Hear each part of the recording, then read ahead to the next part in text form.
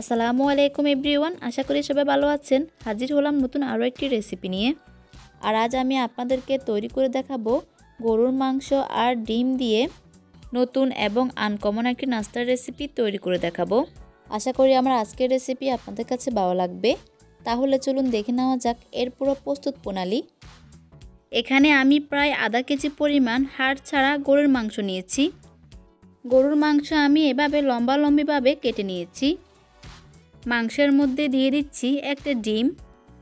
ডিম যদি ফ্রিজে থাকে তাহলে আগের থেকে নামিয়ে নেবেন। এর মধ্যে দিয়ে দিচ্ছি 1 চা চামচ পরিমাণ মরিচের গুঁড়া, 1/2 চা চামচ দিয়ে দিচ্ছি ধনিয়ার গুঁড়া, দিচ্ছি স্বাদ মতো লবণ, 1/2 চা চামচ দিয়ে দিচ্ছি জিরার গুঁড়া, আদা রসুন দিয়ে দিচ্ছি 1 চা চামচ, 1 টেবিল চামচ দিয়ে দিচ্ছি টমেটো সস। সবগুলো উপকরণ দেওয়ার পরে আমি এটাকে খুব ভালোভাবে মিশিয়ে নিচ্ছি। হাত দিয়ে খুব ভালো করে মেখে নিচ্ছি। মেখে নেওয়া হয়ে গেলে আমি এটাকে নর্মাল ফ্রিজে রেখে দিচ্ছি 20 মিনিটের জন্য। চলে যাচ্ছি পরবর্তী স্টেপে। এখানে আমি একটা বাটিতে নিয়ে নিচ্ছি 1/2 কাপ পরিমাণ ময়দা, আর দিয়ে দিচ্ছি 2 টেবিল চামচ পরিমাণ কর্নফ্লাওয়ার, আর দিয়ে দিচ্ছি পরিমাণ মতো লবণ। মরিচের গুঁড়া দিয়ে দিচ্ছি 1 চা চামচ পরিমাণ, জিরার গুঁড়া দিয়ে দিচ্ছি 1 চা চামচ পরিমাণ, অরিগানো দিয়ে দিচ্ছি 1/2 চা চামচ। তারপর এগুলোকে আমি খুব ভালো করে মিশিয়ে নিচ্ছি। আপনারা এই কাজটা চাইলে ময়দা দিয়েও করতে পারেন।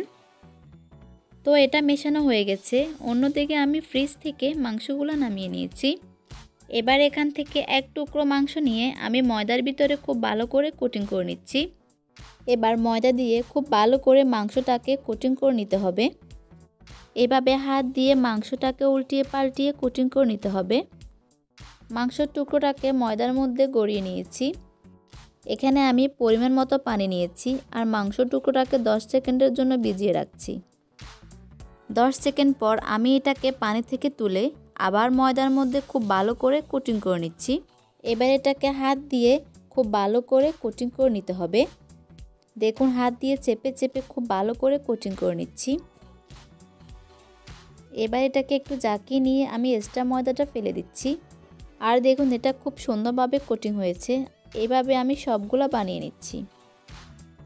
চুলায় একটা প্যান বসিয়ে পর্যাপ্ত পরিমাণ তেল গরম করে নিয়েছি। এখন আমি একটা একটা করে তেলের মধ্যে ছেড়ে দিচ্ছি। মাঝারি থেকে বেশি আঁচে এগুলাকে ভেজে নিতে হবে। 5 থেকে 6 মিনিট লাগবে এটা ভাজতে, কারণ এটার মধ্যে হাড় নেই, তাই এটা খুব তাড়াতাড়ি ভাজা হয়ে যাবে। একটা পাশ হয়ে আসলে এবার আমি এগুলাকে উল্টিয়ে দিচ্ছি। এভাবে দুপাশ ভালো করে উল্টিয়ে পাল্টিয়ে ভেজে নেব। বেশ কিছুক্ষণ ভেজে নেওয়ার পর সুন্দর একটা কালার এসেছে। এখন আমি এগুলাকে উঠিয়ে নিচ্ছি। এভাবে করে বাকিগুলো ভেজে নিচ্ছি। তৈরি হয়ে গেল মাংস দিয়ে অসম্ভব মজার একটা নাস্তার রেসিপি। দেখুন এটা কতটা ক্রিস্পি হয়েছে। সামনে যেহেতু কোরবানির ঈদ আসছে, তাই এই ঈদে আপনারা অবশ্যই গরুর মাংস দিয়ে এই রেসিপিটা একবার হলেও ট্রাই করবেন। আশা করি আমার আজকের রেসিপি আপনাদের কাছে ভালো লেগেছে। যদি ভালো লাগে তাহলে একটা লাইক দিবেন আর আমাকে কমেন্ট করে জানাবেন কেমন লেগেছে। আর আমার চ্যানেলটিকে সাবস্ক্রাইব করে আমার পাশে থাকবেন। আজ এই পর্যন্ত, ভালো থাকবেন সবাই। আল্লাহ হাফেজ।